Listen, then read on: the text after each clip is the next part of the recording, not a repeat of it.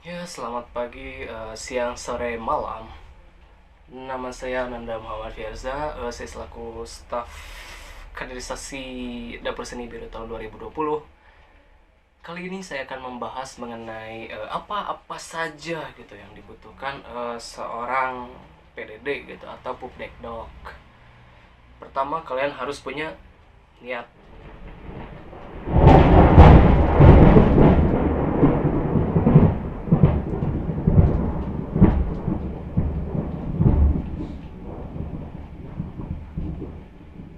Asli Naboy. Percuma kalian punya semua peralatan yang dibutuhkan tapi kalian nggak punya niat gitu. Suram. Lalu kalian butuh kamera gitu ya, apapun kamera gitu, DSLR, SLR, smartphone, bisa juga dibantu alat seperti tripod atau gimbal mungkin. Kalian sebagai PDD tentu saja nantinya akan mendokumentasikan dan mempublikasikan gitu. Mulai dari foto hingga video gitu. Apapun bisa kalian dokumentasikan gitu selama proses kegiatan. Semisal pagelaran, kalian bisa mendokumentasikan mulai dari proses pembuatan naskah, casting mungkin, latihan, apapun itu yang berhubungan dengan acara tersebut gitu. Karena pada akhirnya ada yang namanya after movie gitu. Semua yang sudah kalian dokumentasikan nantinya akan dipublikasikan gitu. Tentunya kalian harus punya sosial media gitu. Kalian butuh media untuk mempublikasikan semua hasil dokumentasi kalian. Sebagai cadas harusnya kalian udah follow dong Instagram Dapur Seni Biru. Nah, disinilah kalian memposting berbagai acara yang akan kalian adakan nantinya. Khususnya pagelaran, kalian bisa lihat mungkin di Instagram Pagelaran Dapur Seni Biru gitu ya. Disinilah gitu kalian akan show up acara kalian. Kalian bisa juga dengan meminta bantuan beberapa media partner untuk ikut meramaikan acara kalian.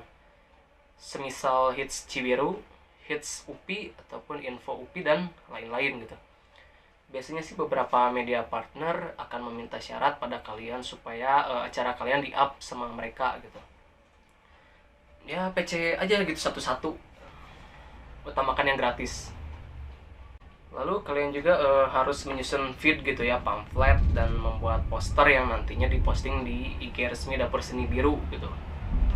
Kalian bisa minta izin gitu pada staf Kominfo Dapur Seni Biru mengenai ID dan password akun resminya gitu. Kalau dari pengalaman saya kemarin sih desain pamflet dan poster itu tuh kerjasama dengan Kestari gitu.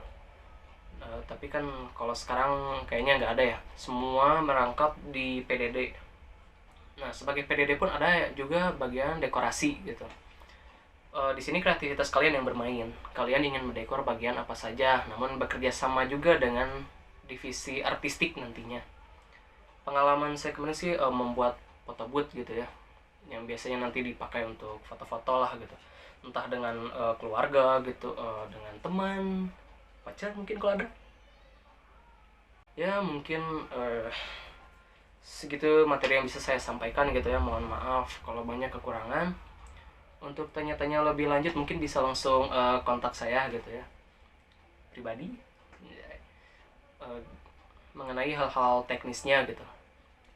DM aja nih di sini @erzananda anjay.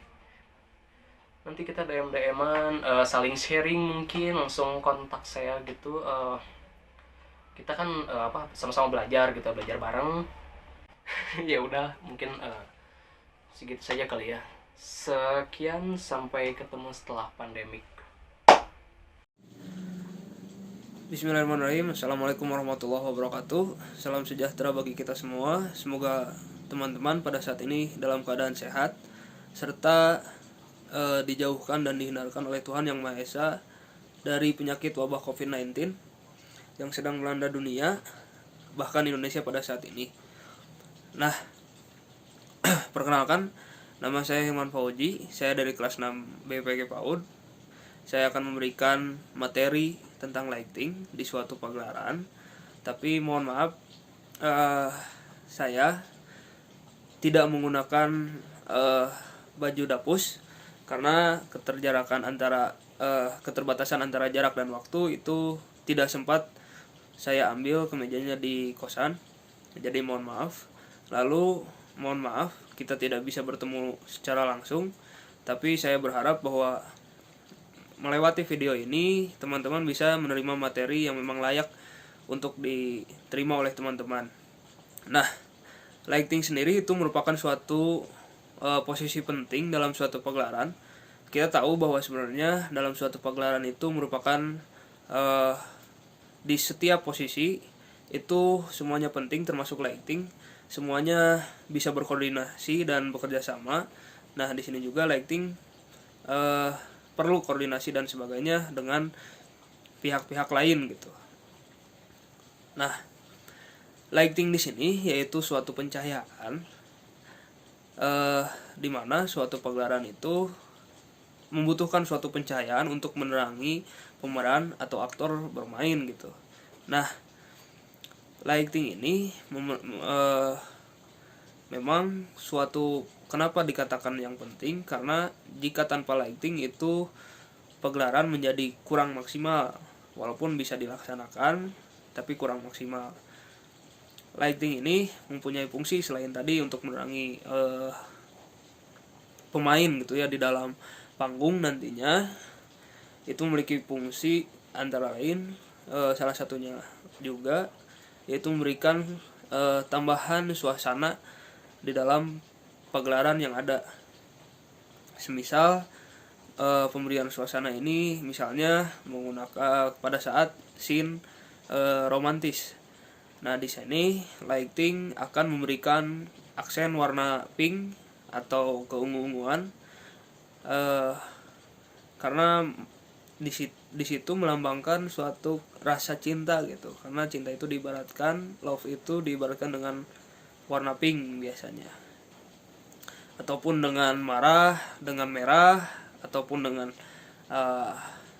senja, warna-warna kuning dan keoren-orenan itu bisa diberikan oleh lighting gitu ya. Nah, di sini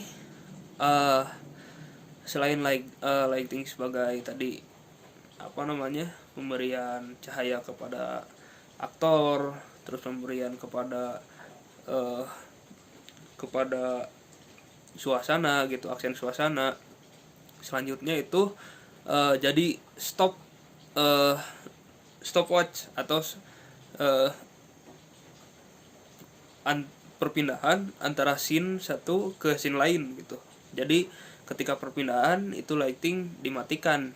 Jadi tidak akan ada yang tahu apa yang ada di panggung gitu ya untuk memasukkan properti dan sebagainya. Nah, di sini memang properti dan lighting itu berjalan beriringan gitu, selalu beriringan dan selalu bekerja sama erat gitu. Nah, dalam pengoperasiannya sendiri di lighting itu ada beberapa hal gitu yang harus teman-teman tahu. Yang pertama itu ada dimmer. Dimmer itu pengatur untuk mengatur cahaya yang akan dinyalakan atau tidak gitu. Jadi dimmer itu memang teman-teman bisa carilah di internet, banyak cari gambar dimmer yang kayak gimana. Di Dapus juga di Sekre ada itu yang bentuknya kotak besar, ada saklar kayak gitu. Nah, itu merupakan dimmer. Lalu ada mixernya, lampu. Di Dapus itu menggunakan DMX 512 kalau tidak salah. Jadi itu untuk mengatur pencahayaan RGB, red, green, blue. Jadi itu pencahayaan warna apapun itu bisa diberikan dari red, green, blue itu. Jadi di situ diatur kurang lebih kalau tidak salah itu ada 16 lampu yang bisa diatur dari satu mix itu. Lalu ada berbagai jenis lampu. Nah, berbagai jenis lampu juga memang banyak. Dapus punya beberapa banyak lampu. Ada moving, terus apalagi ya, masih banyak lah di Dapus, banyak banyak lampu-lampu yang tersedia di sana, tidak bisa disebutkan satu-satu. Lalu untuk pengoperasiannya sendiri, yang pertama itu pada saat pagelaran kita harus menempatkan harus selalu mengikuti apa yang memang jadi scene dari setiap adegan di yang akan ditampilkan. Misal pada scene 1 itu akan ada adegan marah. Kita harus tahu di mana letak posisi adegan marah itu atau berantem itu di posisi mana kita akan mengoperasikannya gitu. Jadi tidak akan ada telat ataupun tidak akan ada terlalu cepat gitu untuk pengoperasiannya. Sebelum untuk pemasangan, kita harus tahu yang tadi dulu, bagaimana posisi scene di setiap scene yang memang memerlukan adegan-adegan seperti tadi marah, lalu ada romantis dan juga lain hal gitu, ada di scene hutan atau bagaimana atau hari-hari biasa. Nah itu di situ kita harus tahu terlebih dahulu. Kita harus mengikuti setiap perkembangan yang memang akan diperankan nanti gitu. Lalu ada juga penempatan lampu. Mohon maaf sebelumnya itu kita harus tahu dulu menyetel lampu gitu, dari tadi dimmer lalu ke lampu bagaimana, terus bagaimana dari mix tadi ke alat mixernya, terus ke lampunya bagaimana, settingannya bagaimana. Nah di situ banyak satu, kita harus tahu kabel yang ada di sana. Ada kabel input dan output untuk lampu dan tadi yang disebutkan. Lalu bagaimana jalur ke jalur gitu ya. Nah ada settingannya, beberapa settingan gitu untuk mengatur settingan lampu untuk bisa nyala gitu. Nah selanjutnya kita harus tahu posisi di mana lampu itu berada gitu. Maksudnya posisi ketika saat misalnya ada adegan cuma satu orang yang berdiri di tengah, dan itu memang harus perlu di cuma satu lampu dari atas gitu. Nah itu kita harus tahu di mana, misalnya ada di pinggir atau misalnya di pinggir kanan, pinggir kiri, di tengah, dan hanya disoroti oleh satu lampu, itu harus tahu di mana. Terus scene-scene yang memang semuanya bisa kena lampu, jadi tidak ada pemain yang di belakang sekalipun itu harus tetap kena lampu. Jadi kita harus tahu penempatan yang memang pas gitu, posisinya ada di mana. Nah sebelum ada penempatan di situ mungkin biasanya dengan rigging atau berbagai hal, misalnya di paku dan sebagainya, itu harus posisinya tadi kan. Lalu untuk pengoperasiannya sendiri tadi kan sudah saya sebutkan, ketika saat pengoperasian itu kita harus selalu mengikuti apa yang ada di adegan-adegan yang diperankan gitu oleh pemain. Bahkan misalnya dalam, kan tadi saya sudah sebutkan bagaimana ketika saat berantem kita harus tahu gitu di mana perpindahan antara posisi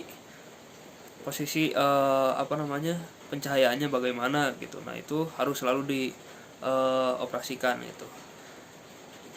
Lalu tadi kan sudah settingan pengoperasian, dan pada saat penjedaan ini memang suatu hal yang penting. Penjedaan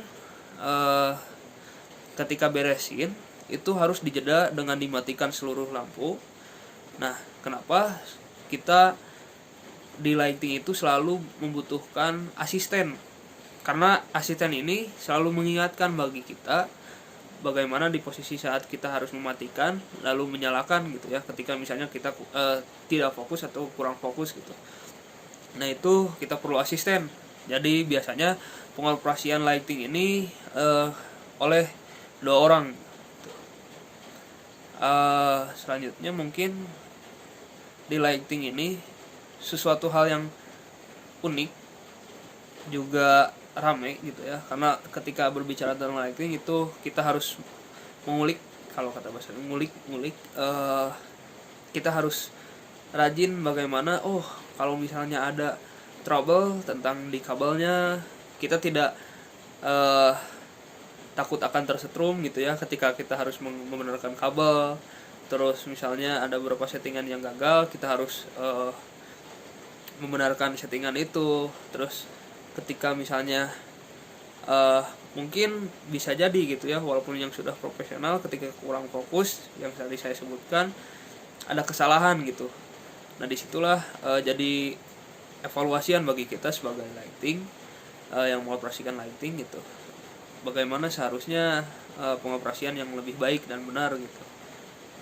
Jadi ketika berada di posisi lighting itu mungkin beratnya itu ada di pemasangan, tetapi akan sedikit enak ketika itu di saat pemeran berlangsung gitu pagelaran.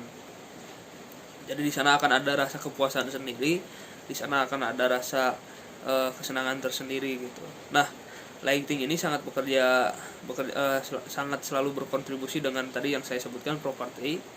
Ketika saat tadi jeda waktu, nanti kan properti masuk untuk melengkapi para pemain nih, misalnya ada kursi entah itu bagaimana gitu, kursi entah meja entah apapun itu yang harus dimasukkan, kita harus tahan dulu sebelum mungkin perpindahan scene, baru kita kita nyalakan gitu. Nah di situ perlulah koordinasi seluruh elemen yang ada gitu, yang bersangkutan.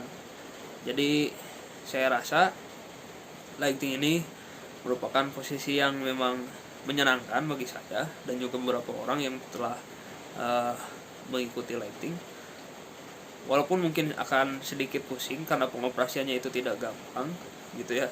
Tapi saya jelaskan bahwa ketika teman-teman mau berusaha, teman-teman mau belajar, teman-teman akan selalu diberi jalan dalam belajar itu gitu. Jadi jangan takut ketika teman-teman ingin mencoba lighting, ingin mencoba bagaimana untuk pengoperasian lighting, bagaimana untuk misalnya ngulik lighting itu bagaimana. Jadi tidak usah takut terlebih dahulu, tidak usah takut salah, karena akhirnya kita akan selalu salah, dalam artian kita akan selalu belajar.